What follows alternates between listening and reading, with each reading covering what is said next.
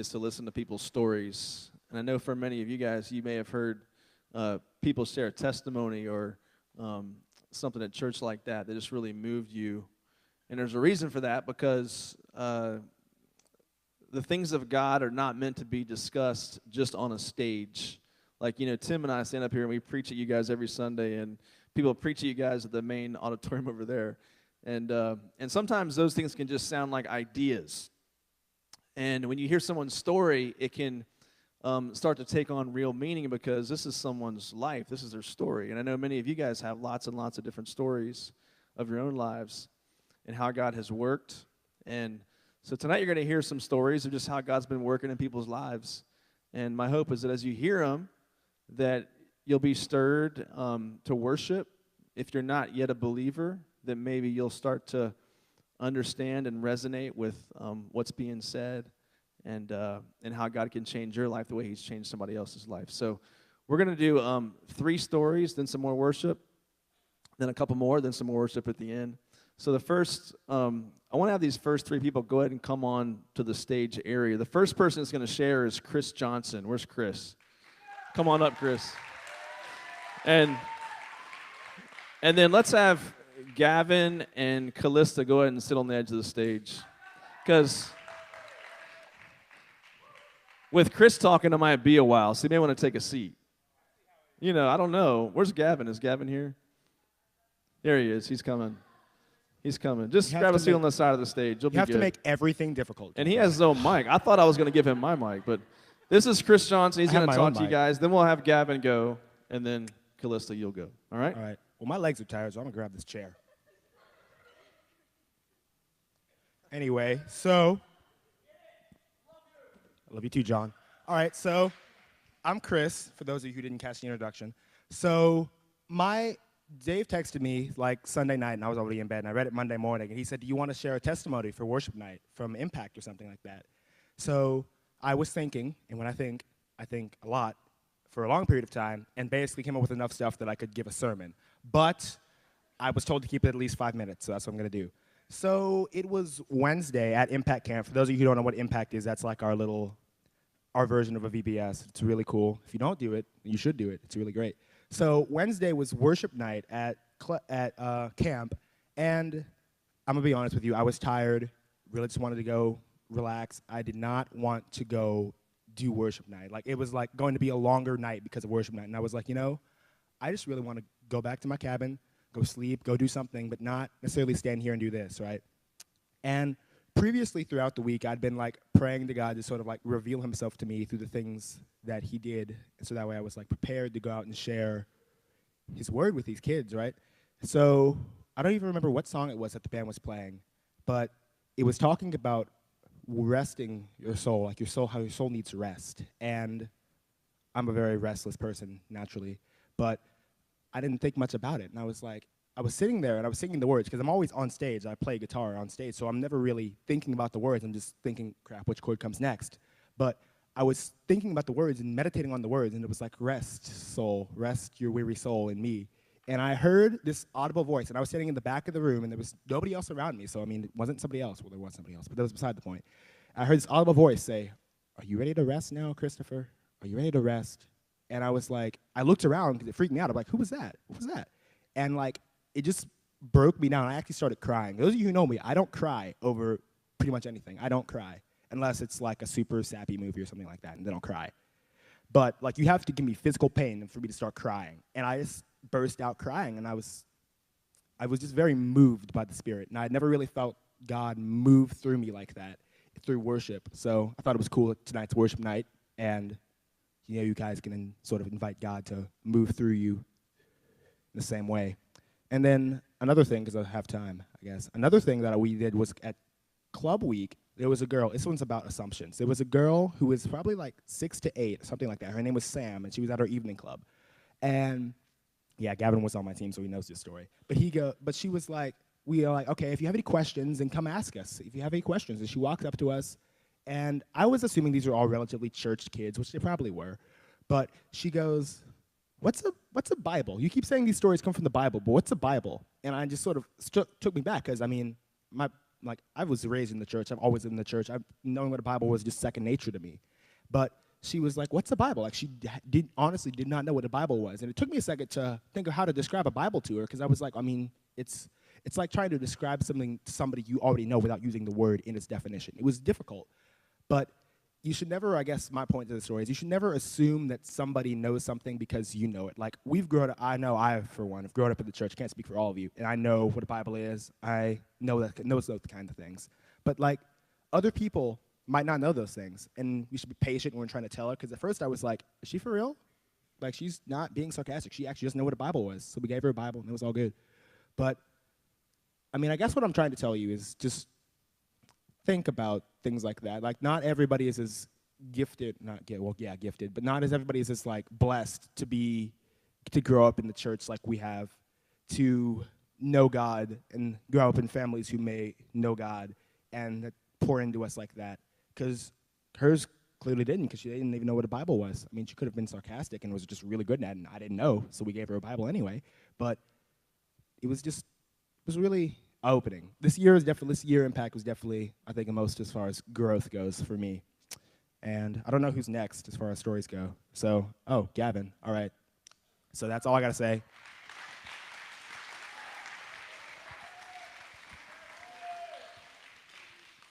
Oh, hi.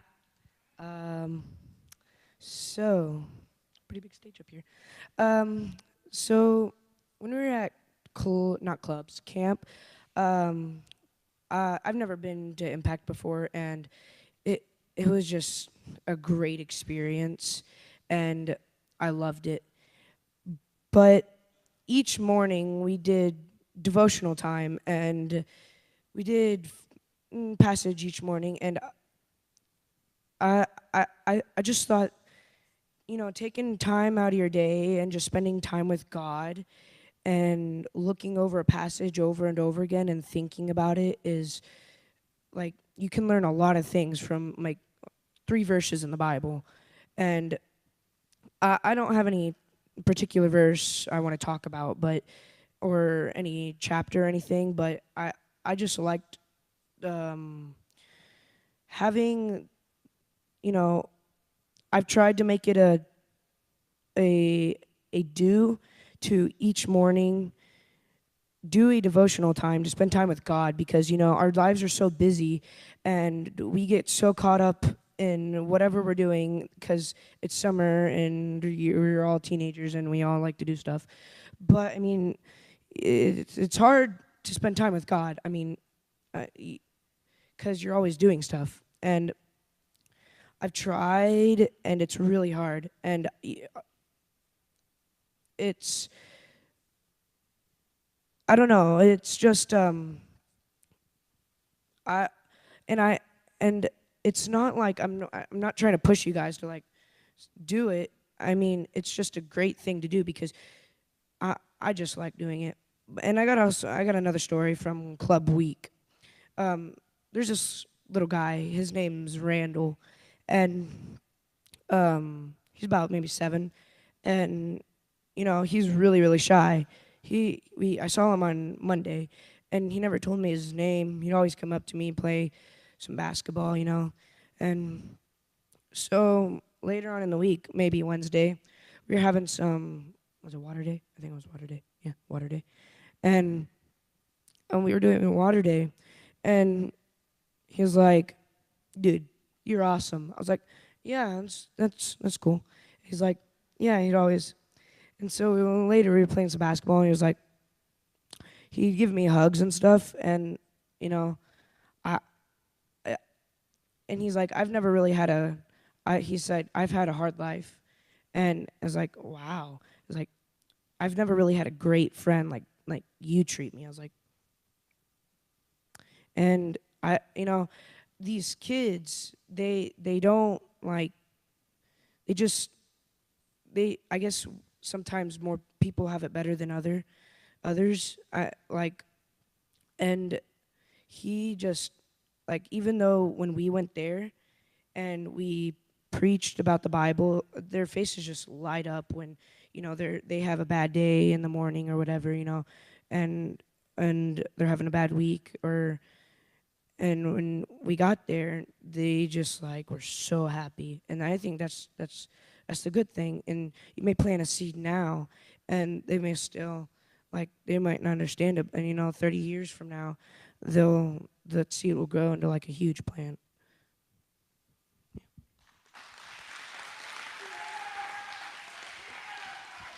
All right. So I'm Callista, obviously the only girl up here. I don't normally talk in front of large crowds, but here I am. So like Chris, Dave texted me on Sunday night, really late for some reason, but he asked me if I could come up and share, and I said sure, why not? So what I'm going to share about is I'm going to kind of talk about not only clubs, but I'm also going to talk about camp. Clubs are important to all of these little kids, whether we really think about it or not. We go there and, well, they get so excited. And it's what I love the most is that we walk in there and we see the kids and their eyes just light up because they get so excited that we're there. And they know exactly what we're there for. We get the opportunity to tell them that they have a Father in heaven that loves them. And that's really important to them. And especially to me because I went to VBS clubs as a little kid. I didn't grow up with the Father. So to me, that was important to go to these clubs and to figure out, hey, there is someone in heaven that does love me. Like, these kids need that. That's something that hits home for me and that I love the most is because we get an opportunity as high schoolers and some 7th graders, 8th graders, like we all get this opportunity to go out into these clubs and to preach to these little kids that they have a Father in heaven that loves them so much. No matter what, they're always going to be like, he is always going to be there. And it always brings so much joy to them whenever they hear that. And they get to learn about a Bible, and they get to learn that, hey, someone does, like, I have a Father in heaven that loves me. And for some reason, which I can see why, but they get so excited, and it's like the most joy I've ever felt is during Impact Clubs. Camp, camp. Camp is awesome. I've done Impact for 4 years, and I've never looked back. I've always come back, and the community that we find through camp, the kids, it's, oh my gosh, I can't even emphasize how awesome camp is. This year's camp it was more personal, like it hit me more this year because I kind of got a slap in the face of Jesus, as Dave knows. I've kind of been, this year, I kind of strayed a little bit, and I kind of lost a little and became to doubt myself because I've lost quite a bit this year.